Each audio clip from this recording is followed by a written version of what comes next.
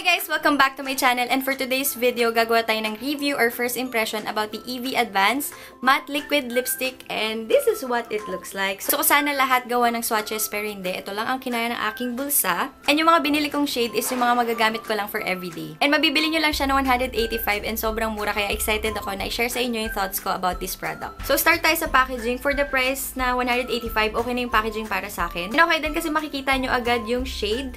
Kitang-kita. So, makikita nyo agad yung shade name niya sa taas and sa ilalim. And sa may plastic niya, makikita nyo yung ingredients na ginamit and yung expiration date niya, makikita nyo rin. Which is this one. 24 months. For ako mag-apply ng liquid lipstick, gustong-gusto kong inaamoy muna. And sobrang bango niya. Grabe. Ang bango, ang tamis. Parang naaamoy ko dito yung childhood memories ko. Parang ganun. Sobrang bango niya. Grabe. Gusto ko nang ipasok sa ilong ko. And this is what the doe foot applicator looks like. So, para sa akin, okay yung ganitong doe foot applicator kasi as in, yung dito sa part na to, malalagyan niya ng maayos.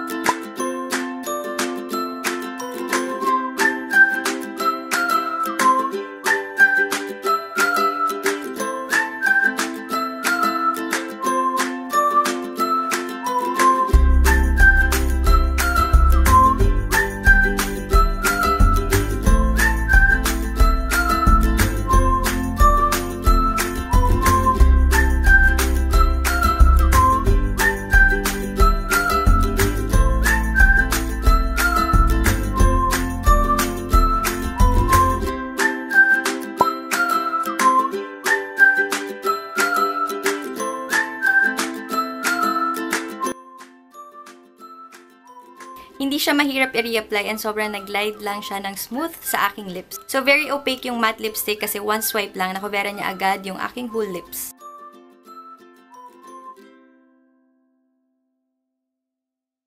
Ito na pala yung itsura niya kapag second swipe and hindi talaga ako nahirapan na i-apply siya. Pag ginaganito ko yung lips ko, meron siyang konting malagkit na feeling pero okay lang naman kasi hindi naman ako the whole day mag-gaganon. Sa lahat ng shade na na-swatch ko, ang pinaka gusto ko is yung Sinas? Tama ba?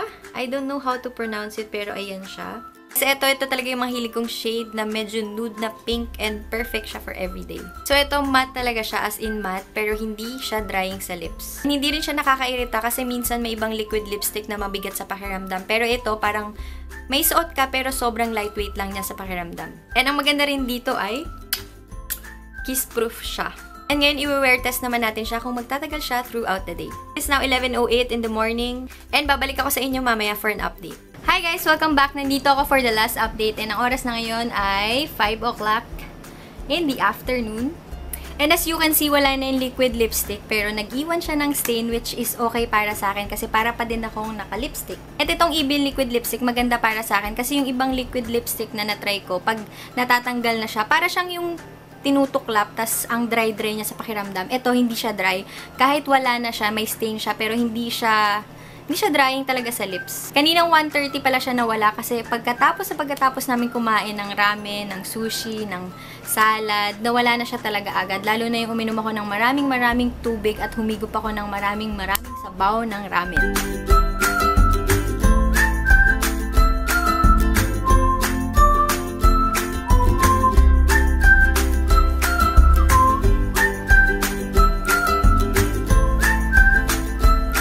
After i-reapply, ito na yung itsura niya and hindi naman ako nahihirapan. Smooth pa din siya kapag ni-reapply siya sa lips. Meron pa rin siyang konting lagkit na feeling after. Kung makikita niyo yung lips ko kapag dinidikit ko, medyo nagdidikit siya. Pero okay lang sa akin kasi hindi ko naman ginagawa yun lagi. And ready na ako sabihin yung final verdict ko. And yes, may re-recommend ko siya sa inyo kasi unang-una, 185 pesos for a matte liquid lipstick. Pangalawa, kiss proof na siya. Yung pangatlo, very lightweight lang siya sa lips and hindi siya nakakairita. And para sa akin, hindi to magtatagal masyado sa lips, lalo na after nyo kumain ng mamantika, tapos yung masasabaw na pagkain, tapos pag uminom kayo ng maraming tubig. Pero sa akin, okay lang yun kasi nagli-leave siya ng stain na maganda tignan at hindi patse-patse. That's all for my review about the EV Matte Liquid Lipstick. Nakakatuwa na yung mga local brands natin dito sa Philippines is nagle-level up na. And sana nag-enjoy at may natutunan kayong sa video na to and sa susunod ko ulit na video. Bye!